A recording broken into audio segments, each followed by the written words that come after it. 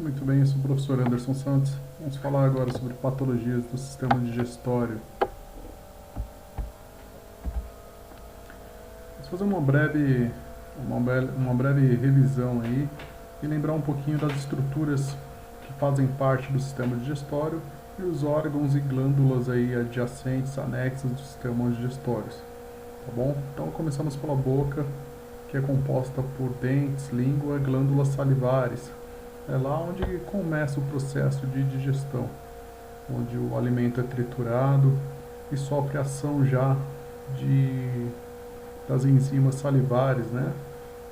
Enfim, amilase, da pitialina, e aí a absorção de alguns carboidratos e açúcares já pode ser iniciada através da mucosa oral, certo? Depois ele passa aí pelo esôfago, né? E vai para o estômago. Ao lado do estômago aí nós temos fígado, tá? Vesícula biliar, as vias biliares, tá? Nós temos o pâncreas e intestinos, né? Cólon, duodeno, jejum, ilho e por fim reto, tá? Então essa figura é só para relembrar um pouquinho dos órgãos e anexos do sistema digestório, que vocês todos estão carecas de saber quais são eles, beleza?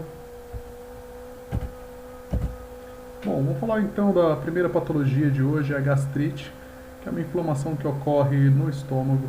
Infecção essa que provoca a erosão do revestimento do estômago, da parte interna do estômago. Ela se caracteriza aí por um quadro de dor epigástrica na região logo abaixo aqui do apêndice xifoide. Alguns pacientes podem relatar também um pouco de refluxo gastroesofágico e ela pode durar pouco tempo, que é caracterizada como gastrite aguda, ou pode durar meses e anos, que é o quadro crônico da doença. É importante que o paciente ele siga as orientações do seu médico. Além disso, tenha uma dieta, né, rigorosa e faça uso dos medicamentos prescritos aí, tá? Para que esse quadro não evolua para um quadro de úlcera, que é já a próxima patologia que estudaremos hoje, certo? O diagnóstico da gastrite é feito através do quadro clínico, então o clínico aí que o paciente vai apresentar, e exames de endoscopia também podem ser solicitados, tá bom? A úlcera péptica é uma evolução aí da gastrite, certo? Nada mais é que uma úlcera de forma redonda ou oval, no qual o revestimento do estômago ou do duodeno foi corroído pelo ácido gástrico e os sucos digestivos. As úlceras pépticas podem resultar de infecções por Helicobacter pylori ou H. pylori, conhecida popularmente. É uma bactéria multiresistente, né, que vai se proliferar na cavidade gástrica, causando esse quadro mais grave da doença. Tá? Ela vai enfraquecendo o revestimento interno do estômago ou do duodeno. Aqui nós temos imagens de uma endoscopia digestiva alta, tá? Então nós podemos ver aqui um quadro já erosivo da doença, nessa primeira imagem superior esquerda, né? Um quadro hiperemiado na imagem superior direita, e também é possível ver áreas de hemorragia, tá? Então, o preparo para esse paciente aí, se vocês tiverem um paciente, é o jejum de 12 horas no mínimo para endoscopia digestiva alta, tá bom? O paciente, na maioria das vezes, é feito sedado, tá? E o EDA é feito pela transposição aí de uma câmera via transesofágica, tá bom? Bom, a próxima patologia que estudaremos é a lesão hepática, né? Uma lesão no fígado. Ela, na maioria das vezes, é crônica, resultando pode ser resultado de várias agressões aí, que vão levar à formação de cicatrizes e, por conta dessas cicatrizes aí, dessa cicatrização dos hepatócitos, a insuficiência hepática. Então, um fator muito comum que causa essa lesão hepática, né, crônica, é o alcoolismo, né? São as causas mais frequentes, tá? Depois tem cirrose medicamentosa, autoimune, enfim, dentre outras aí. Mas é importante saber que os danos no fígado da cirrose, eles não podem ser revertidos. Uma vez que esse hepatócito ele perde a função, né, não tem como limitar, né, não tem como, aliás, reverter esse dano. Mas é possível limitar os danos aí, diminuir essa evolução da doença. Tá? Então, o paciente com uma lesão hepática, uma insuficiência hepática, ele vai apresentar esse abdômen que nós chamamos de abdômen ascítico, né? Por conta de um problema metabólico aí com a albumina e o que vai acarretar no acúmulo de líquido intraabdominal. É feito punção abdominal com agulha fina, guiada por ultrassom para diminuir para descomprimir esse abdômen, que causa um desconforto muito grande, inclusive respiratório. O paciente ele tem uma dificuldade para respirar por conta dessa distensão abdominal que comprime, né, a cúpula diafragmática, diminuindo a expansão pulmonar desse paciente. Ele vai ter uma expansão um pouco mais dificultada por conta dessa distensão abdominal, principalmente quando ele deita, né, que é quando essa barriga ela pressiona a cúpula diafragmática, né? O diafragma é aquela membrana que divide aí, tá, o pulmão das outras vísceras aí, certo? Então esse é um dos sintomas, um quadro que o paciente vai apresentar esse emagrecimento, né, de membros superiores e inferiores e esse acúmulo de líquido intraabdominal. Então nós temos nessa próxima imagem um fígado normal, um aspecto, né, normal, e o fígado cirrótico. Notem que é possível ver um aspecto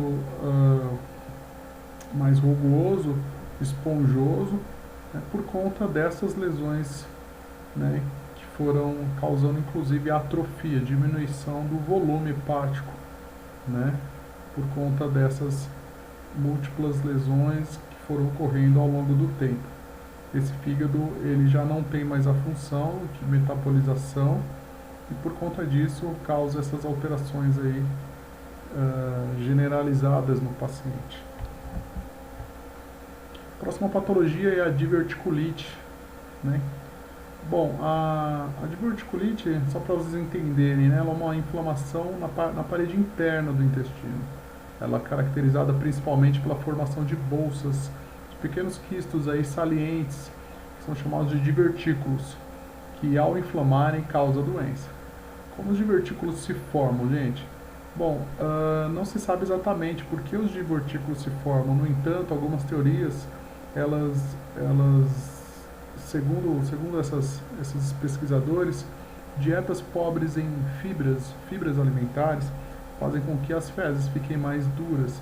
Por conta disso, a constipação intestinal, o paciente ele tem que fazer mais força, provocar mais força para evacuar. Essa força provoca um aumento de pressão no colo, forçando os intestinos e formando esses divertículos, né? E esses divertículos, essas rugosidades aí intestinais, favorecem o acúmulo de fezes e fragmentos aí nessas vilosidades e prolifera-se assim um número maior de bactérias, né? Por isso causa infecção e inflamação. Além de uma dieta pobre em fibras, são considerados fatores de risco para a diverticulite pacientes com idade maior que 40 anos, sedentarismo e obesidade. Tá? O paciente no clínico ele vai apresentar no quadro clínico dele uma dor em fossa ilíaca direita, ou seja, do lado inferior direito do abdômen, né? A palpação, a dor. Uma distensão abdominal, um abdômen um pouco distendido, um pouco mais globoso, ele também pode apresentar no quadro mais agudo da doença. Tá bom? Então aqui, ó, a diverticulose, né, a formação dessas bolsas aqui, ó, tá vendo? Nesse corte transversal aqui do intestino, por conta dessas fezes que estão endurecidas, favorecendo aí o aumento dessas vilosidades, tá? E com o passar do tempo, o acúmulo de fragmentos de resíduos alimentares e fezes podem provocar aqui a inflamação dessas bolsinhas aqui, ó, desse divertículo, né? Então essa aqui é uma imagem de colonoscopia. Para que o paciente faça esse exame é necessário que ele tenha um preparo, faça tenha a ingesta de um líquido laxativo, ou seja, que vai provocar um quadro de diarreia, né? Ele vai ter uma dieta sem resíduo, ou seja, ele não vai poder comer carne vermelha, grãos, enfim, ele vai tomar praticamente uma dieta líquida para que as fezes saiam limpas, né? E com isso a gente tem esse resultado aqui, ó, poder visualizar na câmera as vilosidades intestinais e caracterizar aí a doença, tá? Diagnosticar para poder tratar mais especificamente e eliminar outras suspeitas aí, hipóteses diagnósticas, tá bom? Então essa aqui é uma endoscopia, uma colonoscopia, então um exame pelo qual é feito um preparo intestinal, onde o paciente ele vai ingerir um preparo que vai causar a diarreia, tá? E não vai ingerir alimentos que contenham resíduos, aí, principalmente da cor vermelha, né? Se o paciente comer, por exemplo, beterraba, pode atrapalhar na coloração aí dessa mucosa intestinal, certo? Bom, agora falaremos da doença de Crohn, que é uma doença também intestinal, na maioria das vezes, tá? Ela afeta predominantemente a região inferior do intestino delgado e intestino grosso, mas pode afetar qualquer outra parte do trato gastrointestinal, mas normalmente é nessas áreas. A doença de Crohn é crônica e provavelmente é provocado por uma desregulação do sistema imunológico, tá? Ou seja, do sistema de defesa do organismo. Então nós temos aqui um outro exame de colonoscopia, tá? Onde há um quadro inflamatório crônico, mas vocês lembram a diferença lá, ó, na diverticulite você tem aqui, ó, os divertículos, esses compartimentos que foram formando, né, ao longo do tempo por conta dessa pressão do bolo fecal mais enrijecido. Já no Crohn você tem um quadro inflamatório onde não há, tá vendo, essas tuberosidades, esses divertículos, mas que há um espessamento dessa parede que caracteriza um processo inflamatório. Isso gera muita dor para o paciente, tá bom? O paciente precisa de medicamentos específicos para o Crohn, tá?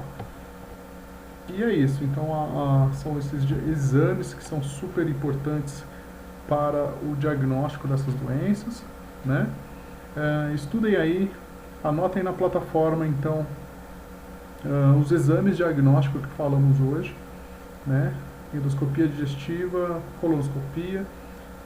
Eu gostaria que vocês pesquisassem o preparo. Quando o paciente internar com vocês na clínica médica, qual será o preparo que vocês farão para cada um desses pacientes? Como é feito o preparo? Qual é a indicação desse exame? Quais são as indicações desse exame? E como é feito o exame de endoscopia digestiva e de colonoscopia? Certo, pessoal? Um forte abraço a todos. Obrigado pela atenção mais uma vez. Qualquer dúvida eu estou à disposição. Forte abraço. Fiquem todos com Deus.